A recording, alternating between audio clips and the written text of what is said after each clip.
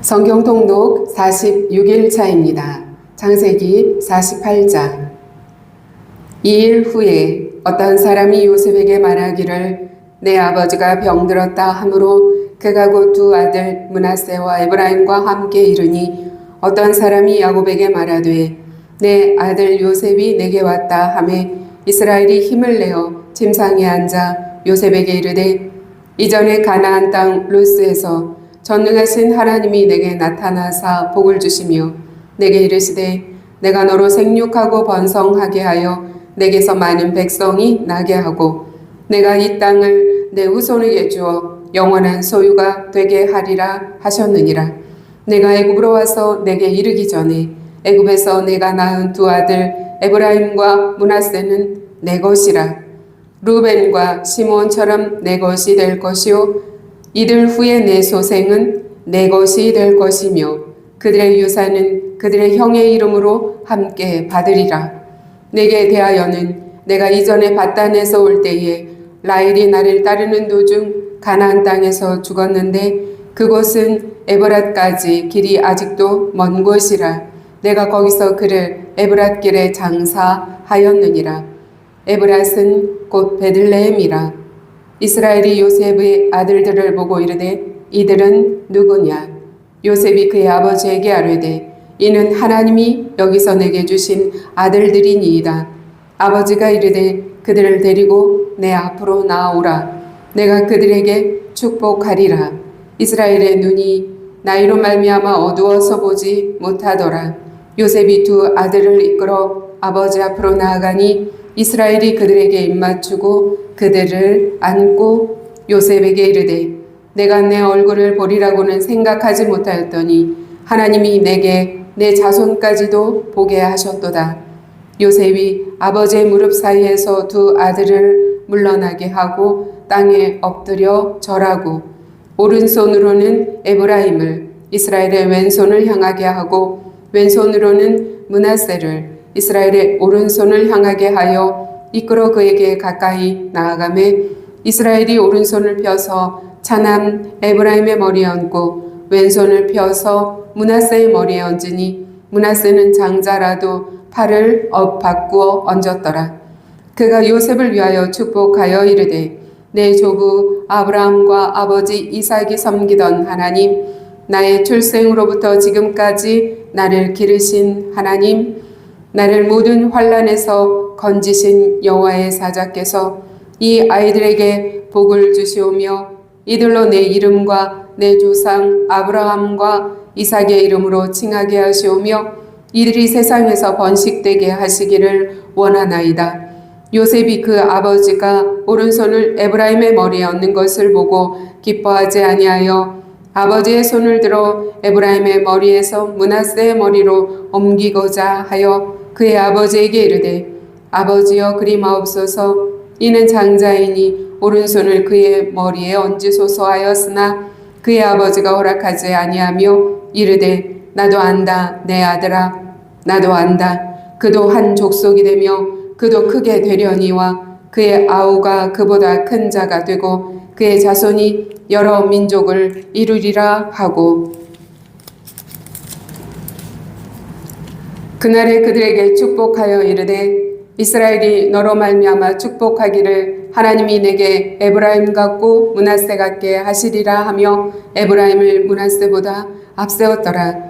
이스라엘이 요셉에게 또 이르되 나는 죽으나 하나님이 너희와 함께 계시사 너희를 인도하여 너희 조상의 땅으로 돌아가게 하시려니와 내가 내게 내 형제보다 세겜 땅을 더 주었나니 이는 내가 내 칼과 활로 아모리 족속의 손에서 빼앗은 것이니라. 누가복음 1장입니다.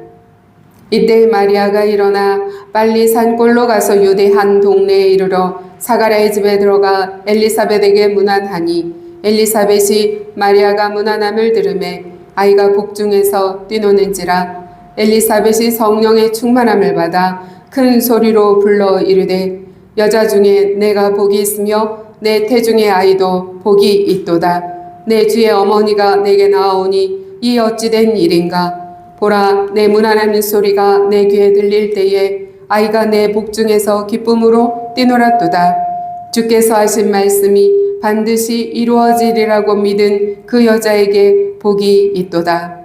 마리아가 이르되 내 영혼이 주를 찬양하며 내 마음이 하나님 내 구주를 기뻐하였음은 그의 여종의 비천함을 돌보셨음이라. 보라, 이제 후로는 만세의 날을 복이 있다 일컬으리로다. 능하신 이가 큰 일을 내게 행하셨으니 그 이름이 거룩하시며 극률하심이 두려워하는 자에게 대대로 이르는도다. 그의 팔로 힘을 보이사 마음의 생각이 교만한 자들을 흩으셨고 권세 있는 자를 그 위에서 내리치셨으며 비천한 자를 높이셨고 줄이는 자를 좋은 것으로 배불리셨으며 부자는 빈손으로 보내셨도다. 그 종 이스라엘을 도우사 긍휼히 여기시고 기억하시되 우리 조상에게 말씀하신 것과 같이 아브라함과 그 자손에게 영원히 하시리로다 하니라. 마리아가 석 달쯤 함께 있다가 집으로 돌아가니라. 엘리사벳이 해산할 기한이 차서 아들을 낳으니 이웃과 친족이 주께서 그를 크게 긍휼히 여기심을 듣고 함께 즐거워하더라. 8일이 되매 아이를 할례하러 와서 그 아버지의 이름을 따라 사가랴라 하고자 하더니 그 어머니가 대답하여 이르되 아니라 요한이라 할 것이라 하매 그들이 이르되 내 친족 중에 이 이름으로 이름한 이가 없다 하고 그의 아버지께 몸짓하여 무엇으로 이름을 지으려 하는가 물으니 그가 서판을 달라 하여 그 이름을 요한이라 쓰매 다 놀랍게 여기더라. 이에 그 입이 곧 열리고 혀가 풀리며 말을 하여 하나님을 찬송하니 그 근처에 사는 자가 다 두려워하고 이 모든 말이 온 유대 산골에 두루 퍼짐에 듣는 사람이 다 이 말을 마음에 두며 이르되 이 아이가 장차 어찌 될까 하니 이는 주의 손이 그와 함께 하심이로라. 그 붙인 사가랴가 성령의 충만함을 받아 예언하여 이르되 찬송하리로다. 주 이스라엘의 하나님이여 그 백성을 돌보사 속량하시며 우리를 위하여 구원의 뿔을 그 종 다윗의 집에 일으키셨으니 이것은 주께서 예로부터 거룩한 선지자의 입으로 말씀하신 바와 같이 우리 원수에게서와 우리를 미워하는 모든 자의 손에서 구원하시는 일이라. 우리 조상을 긍휼히 여기시며 그 거룩한 언약을 기억하셨으니 곧 우리 조상 아브라함에게 하신 맹세라. 우리가 원수의 손에서 건지심을 받고 종일토록 주의 앞에서 성결과 의로 두려움이 없이 섬기게 하리라 하셨도다. 이 아이여 내가 지극히 높으신 이의 선지자라. 일컬음을 받고 주 앞에 앞서 가서 그 길을 준비하여 주의 백성에게 그 죄사함으로 말미암는 구원을 알게 하리니 이는 우리 하나님의 긍휼로 인함이라. 이로써 돋는 해가 위로부터 우리에게 임하여 어둠과 죽음의 그늘에 앉은 자에게 비치고 우리 발을 평강의 길로 인도하시리로다 하니라. 아이가 자라며 심령이 강하여지며 이스라엘에게 나타나는 날까지 빈 들에 있으니라. 욥기 14장입니다. 여인에게서 태어난 사람은 생애가 짧고 걱정이 가득하며 그는 꽃과 같이 자라나서 시들며 그림자같이 지나가며 머물지 아니하거늘 이와 같은 자를 주께서 눈여겨 보시나이까. 나를 주 앞으로 이끌어서 재판하시나이까. 누가 깨끗한 것을 더러운 것 가운데에서 낼 수 있으리이까. 하나도 없나이다. 그의 날을 정하셨고 그의 달수도 주께 있으므로 그의 규례를 정하여 넘어가지 못하게 하셨사온즉 그에게서 눈을 돌이켜 그가 품꾼같이 그의 날을 마칠 때까지 그를 홀로 있게 하옵소서. 나무는 희망이 있나니 찍힐지라도 다시 움이 나서 연한 가지가 끊이지 아니하며 그 뿌리가 땅에서 늙고 줄기가 흙에서 죽을지라도 물기운에 움이 돋고 가지가 뻗어서 새로 심은 것과 같거니와 장정이라도 죽으면 소멸되나니 인생이 숨을 거두면 그가 어디 있느냐. 물이 바다에서 줄어들고 강물이 잦아서 마름같이 사람이 누우면 다시 일어나지 못하고 하늘이 없어지기까지 눈을 뜨지 못하며 잠을 깨지 못하느니라. 주는 나를 수월에 감추시며 주의 진노를 돌이키실 때까지 나를 숨기시고 나를 위하여 규례를 정하시고 나를 기억하옵소서. 장정이라도 죽으면 어찌 다시 살리이까? 나는 나의 모든 고난의 날 동안을 참으면서 풀려나기를 기다리겠나이다. 주께서는 나를 부르시겠고 나는 대답하겠나이다. 주께서는 주의 손으로 지으신 것을 기다리시겠나이다. 그러하온데 이제 주께서 나의 걸음을 세시오니 나의 죄를 감찰하지 아니하시나이까? 주는 내 허물을 주머니에 봉하시고 내 죄악을 싸매시나이다. 무너지는 산은 반드시 흩어지고 바위는 그 자리에서 옮겨가고 물은 돌을 닿게 하고 넘치는 물은 땅의 티끌을 씻어버리나이다. 이와 같이 주께서는 사람의 희망을 끊으시나이다. 주께서 사람을 영원히 이기셔서 떠나게 하시며 그의 얼굴빛을 변하게 하시고 쫓아보내시오니 그의 아들들이 존귀하게 되어도 그가 알지 못하며 그들이 비천하게 되어도 그가 깨닫지 못하나이다. 다만 그의 살이 아프고 그의 영혼이 애곡할 뿐이니이다. 고린도전서 2장입니다. 형제들아, 내가 너희에게 나아가 하나님의 증거를 전할 때에 말과 지혜의 아름다운 것으로 아니하였나니 내가 너희 중에서 예수 그리스도와 그가 십자가에 못 박히신 것 외에는 아무것도 알지 아니하기로 작정하였음이라. 내가 너희 가운데 거할 때에 약하고 두려워하고 심히 떨었노라. 내 말과 내 전도함이 설득력 있는 지혜의 말로 하지 아니하고 다만 성령의 나타나심과 능력으로 하여 너희 믿음이 사람의 지혜에 있지 아니하고 다만 하나님의 능력에 있게 하려 하였노라. 그러나 우리가 온전한 자들 중에서는 지혜를 말하노니 이는 이 세상의 지혜가 아니요 또 이 세상에서 없어질 통치자들의 지혜도 아니요 오직 은밀한 가운데 있는 하나님의 지혜를 말하는 것으로서 곧 감추어졌던 것인데 하나님이 우리의 영광을 위하여 만세 전에 미리 정하신 것이라. 이 지혜는 이 세대의 통치자들이 한 사람도 알지 못하였나니 만일 알았더라면 영광의 주를 십자가에 못 박지 아니하였으리라. 기록된 바 하나님이 자기를 사랑하는 자들을 위하여 예비하신 모든 것은 눈으로 보지 못하고 귀로 듣지 못하고 사람의 마음으로 생각하지도 못하였다 함과 같으니라. 오직 하나님이 성령으로 이것을 우리에게 보이셨으니 성령은 모든 것 곧 하나님의 깊은 것까지도 통달하시느니라. 사람의 일을 사람의 속에 있는 영 외에 누가 알리요? 이와 같이 하나님의 일도 하나님의 영 외에는 아무도 알지 못하느니라. 우리가 세상의 영을 받지 아니하고 오직 하나님으로부터 온 영을 받았으니 이는 우리로 하여금 하나님께서 우리에게 은혜로 주신 것들을 알게 하려 하심이라. 우리가 이것을 말하거니와 사람의 지혜가 가르친 말로 아니하고 오직 성령께서 가르치신 것으로 하니 영적인 일은 영적인 것으로 분별하느니라.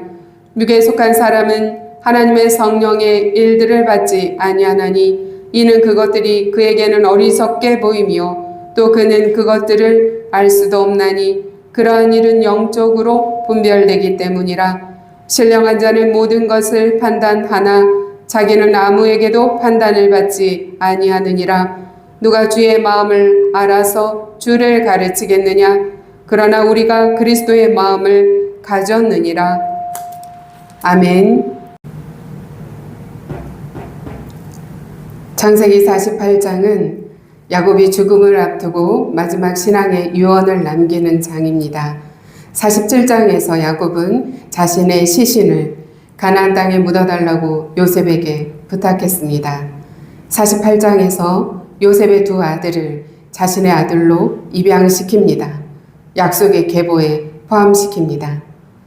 아브라함, 이삭, 야곱에게 이어진 언약의 복이 다음 세대로 전수되는 결정적인 순간입니다. 우리의 관습으로는 장자 므낫세가 먼저 복을 받아야 하겠죠.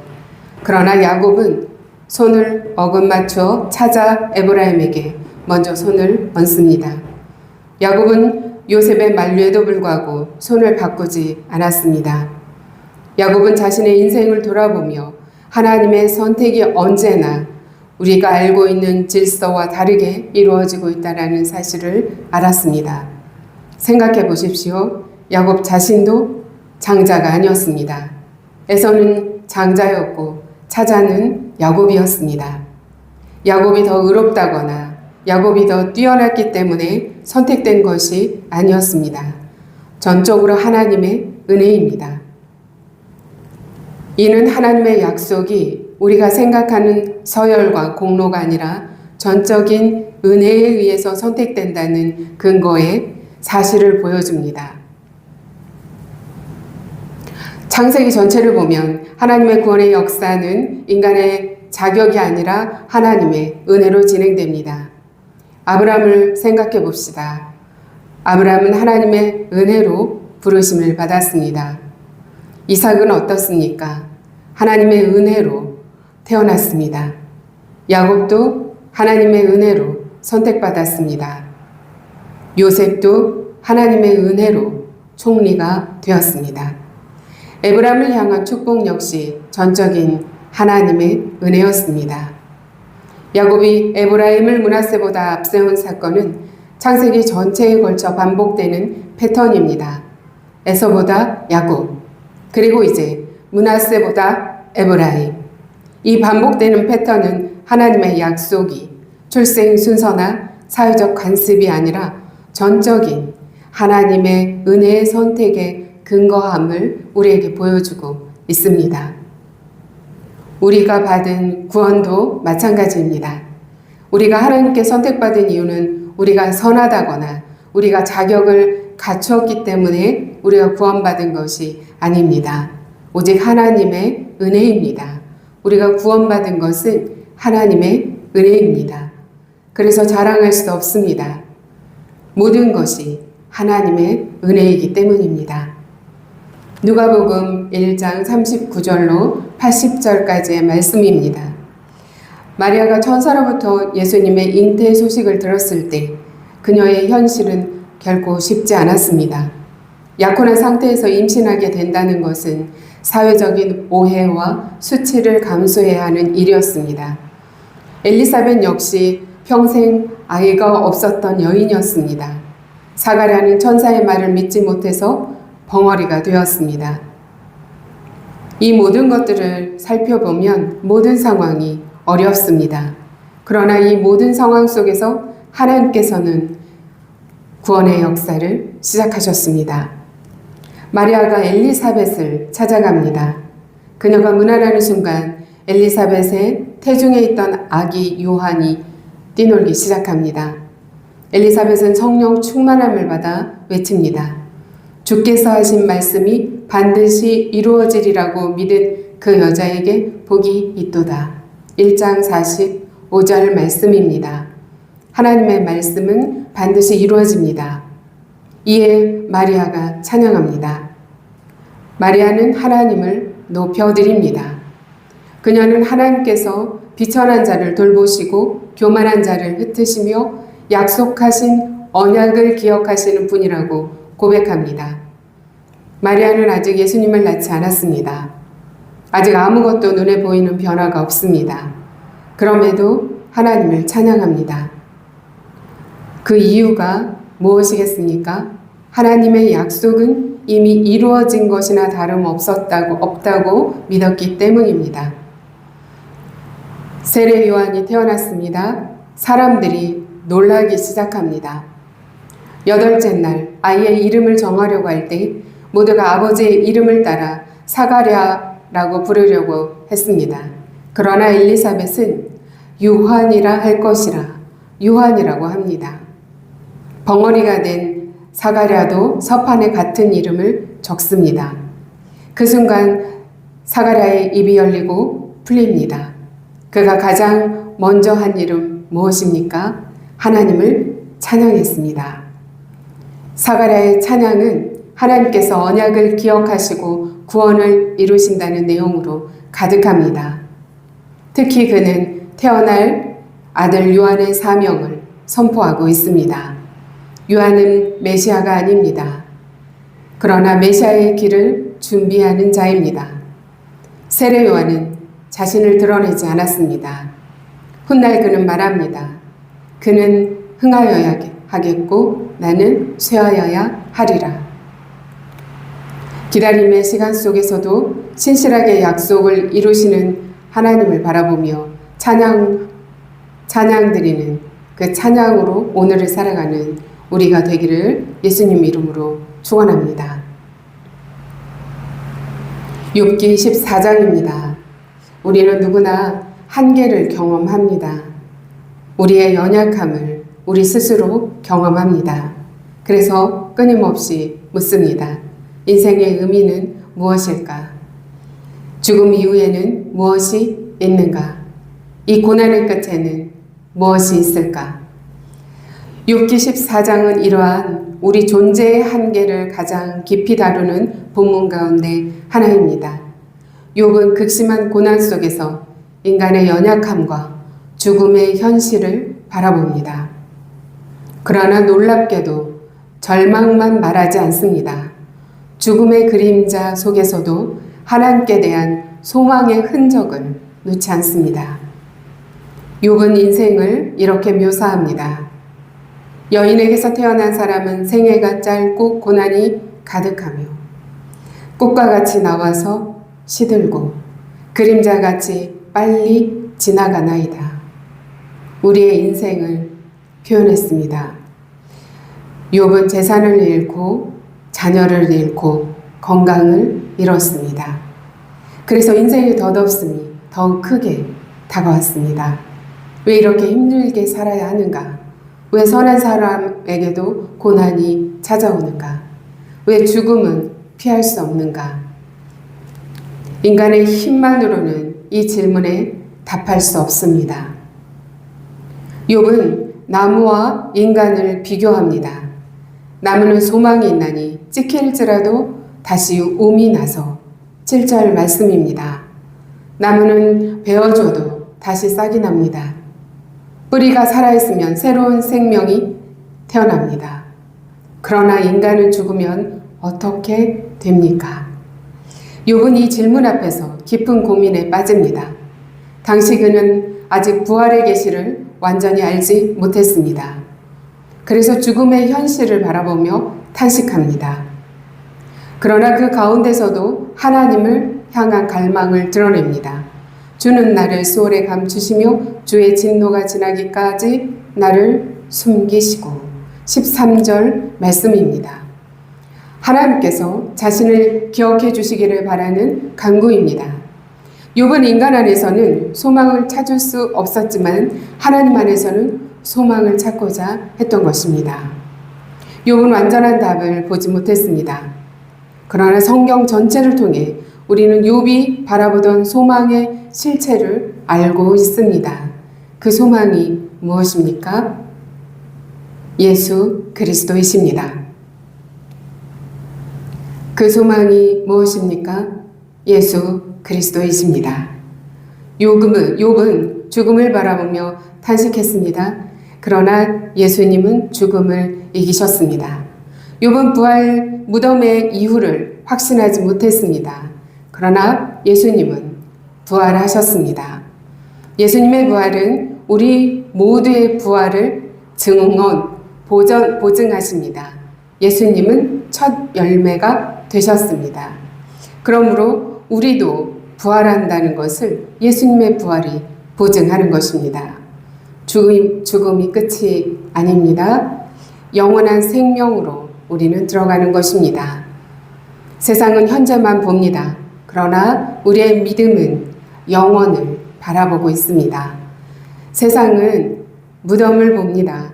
그러나 우리의 믿음은 부활을 바라봅니다. 세상은 끝을 보지만 우리의 믿음은 영원한 시작을 바라보는 것입니다. 이것이 우리의 믿음입니다. 인생은 짧습니다. 건강도, 재산도, 명예도 모두 다 사라집니다. 우리가 당하는 고난은 우리에게 인생의 본질이 무엇인가를 질문하게 하고 또한 우리가 얼마나 연약한지를 깨닫게 합니다. 인생의 덧없음 속에서 영원하신 하나님을 우리가 붙들어야겠습니다. 욥이 희미하게 바라보던 소망은 예수 그리스도 안에서 분명하게 드러났습니다. 예수님은 죽음을 이기셨고 우리에게 영원한 생명을 주셨습니다. 예수님은 죽음을 이기셨고 우리에게 영원한 생명을 주셨습니다. 오늘도 변하는 세상이 아니라 변하지 않으시는 그 하나님을 바라보며 죽음 너머의 소망을 붙들고 오늘도 승리하는 삶을 살기를 저와 여러분이 되시기를 예수 그리스도의 이름으로 축원합니다. 고린도전서 2장입니다. 고린도 교회가 살던 헬라 문화권은 철학과 논리를 매우 중요하게 여겼습니다. 뛰어난 웅변가와 철학자가 존경을 받았습니다. 사람들은 지혜로운 말을 통해서 진리를 찾으려고 했습니다. 그러나 바울은 고린도전서 2장에서 진정한 진리가 무엇인지 말하고 있습니다. 하나님의 구원은 인간의 지혜로 발견되는 것이 아닙니다. 성령의 계시를 통해 알게 됩니다. 내가 너희에게 나아가 하나님의 증거를 전할 때에 말과 지혜의 아름다운 것으로 하지 아니하였나니. 바울은 고린도에 갔을 때에 하나님을 증거할 때에 말과 지혜의 아름다운 것으로 하지 않았다고 고백하고 있습니다. 당시 세상은 화려한 언변과 철학적 논리를 중요하게 생각했습니다. 말 잘하는 사람, 철학적인 논리를 가지고 화려한 언변으로 말을 잘하는 사람들이 인기를 누리던 시대였다는 것입니다. 그러나 바울은 사람의 지혜를 의지하지 않았습니다. 사람의 지혜로는 하나님을 알 수 없기 때문입니다. 내가 너희 중에서 예수 그리스도와 그가 십자가에 못 박히신 것 외에는 아무것도 알지 아니하기로 작정하였음이라. 바울은 철학이나 정치나 어떤 성공 비결을 말한 것이 아닙니다. 바울이 말한 것은 무엇입니까? 오직 예수 그리스도와 십자가였습니다. 바울은 육에 속한 사람과 신령한 사람을 대조하고 있습니다. 육에 속한 사람은 하나님의 성령의 일을 받지 아니하나니 이는 그것들이 그에게는 어리석게 보이며 또 그는 그것들을 알 수도 없나니 그런 일은 영적으로 분별되기 때문이라. 14절 말씀입니다. 육에 속한 사람은 세상의 기준으로 판단합니다. 그러니 십자가는 실패일 것입니다. 겸손은 약함으로 보일 것입니다. 헌신하는 것은 손해로 판단할 것입니다. 그러나 성령께서 역사하시면 우리의 모든 기준이 달라집니다. 십자가에서 우리는 하나님의 사랑과 공의를 보게 됩니다. 회개에서 우리는 자유함을 맛봅니다. 하나님의 말씀에 순종함으로 참된 기쁨을 누립니다. 고난 속에서도 우리는 하나님의 뜻을 발견합니다. 이것이 우리의 영적인 안목입니다. 성령께서 역사하시면 우리는 세상을 바라보는 기준이 바뀌는 것입니다. 거룩함을 추구하는 사람이 되고 하나님의 영광을 구하게 되며 영원한 가치를 우리는 중요하게 여기게 되는 것입니다. 성령 충만한 삶은 세상을 보는 눈이 변화되어 이젠 하나님 나라의 가치를 중요하게 여기는 자의 삶을 사는 것입니다.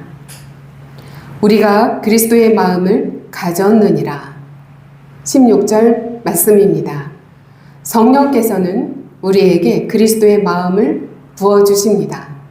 그리스도의 마음이 무엇입니까? 겸손의 마음입니다. 순종의 마음입니다. 사랑의 마음입니다.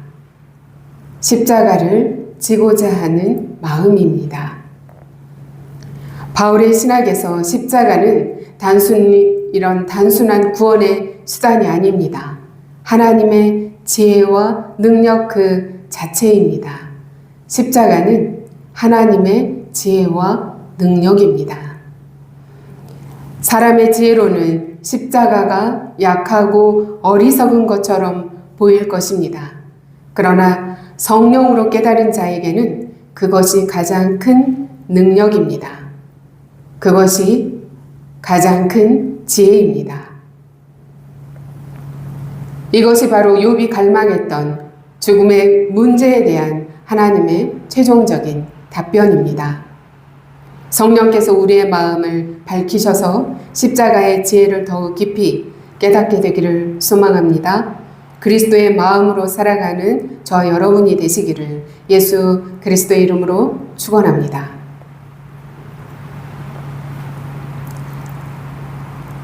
사랑하는 여러분, 야곱의 손이 에브라임 위에 놓였던 것은 하나님의 은혜로운 선택이었습니다.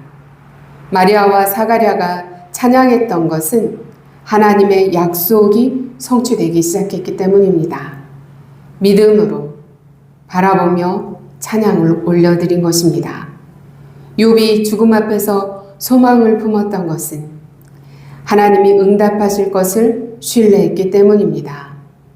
바울이 십자가 외에 아무것도 알지 않기로 작정한 것은 십자가가 하나님의 능력이요 지혜라는 것을 알았기 때문입니다. 하나님의 약속은 사람들이 생각하는 서열이나 어떤 자격에 의해서 주어지는 것이 아닙니다. 전적인 하나님의 은혜입니다. 그 최종적인 약속의 성취는 십자가에서 예수 그리스도를 통하여 완성되었습니다. 기도합니다.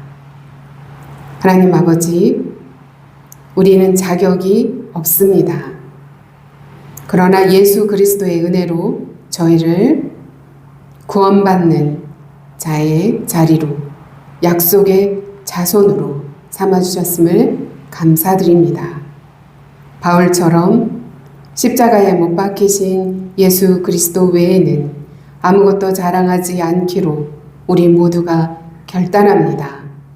어떤 상황 속에서도 십자가의 은혜를 먼저 떠올리게 하시고 성령의 조명하심 아래 하나님의 깊은 지혜를 깨닫는 은혜를 더하여 주옵소서. 예수 그리스도의 이름으로 기도합니다. 아멘.